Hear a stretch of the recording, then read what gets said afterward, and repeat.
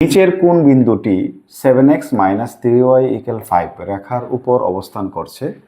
আমাদের চারটি অপশন দেওয়া আছে। এখন যদি এই ধরনের প্রশ্ন আসে যে একটি বিন্দু আমাদেরকে বা স্থানাঙ্ককে আমাদের নির্বাচন করতে হবে, এখানে একটি রেখা দেওয়া আছে বা একটা সমীকরণ দেওয়া আছে, তাহলে আমরা কিভাবে উত্তরটি বাছাই করব? এর জন্য যে কৌশলটা অবলম্বন করতে হবে তা হচ্ছে আমাদের যে বিন্দুগুলো দেওয়া আছে ওই বিন্দুগুলোর প্রথম মানটি হবে x এর মান, দ্বিতীয় মানটি হবে y এর মান। এই বিষয়টা মাথায় রাখতে হবে। প্রথমটা x এর মান, দ্বিতীয়টি y এর মান। ওই মানগুলো আমরা আমাদের যে সমীকরণ বা যে রেখা দেওয়া থাকবে সেখানে মানটা বসালে যদি দুই পক্ষের মান সমান হয়, যদি যে মানের জন্য দুই পক্ষই সমান হবে, ওইটা হচ্ছে আমাদের নির্ণয় বিন্দু।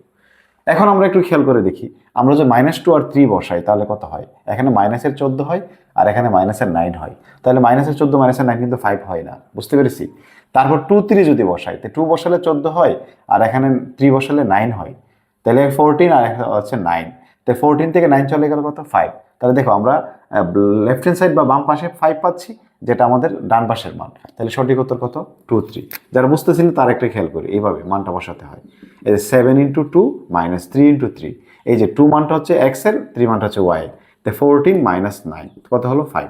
এটা কিন্তু আমাদের কোন সাইডের মান? রাইট হ্যান্ড সাইডের মান। তাহলে সঠিক উত্তর হচ্ছে কত? খ নম্বর, 2 3।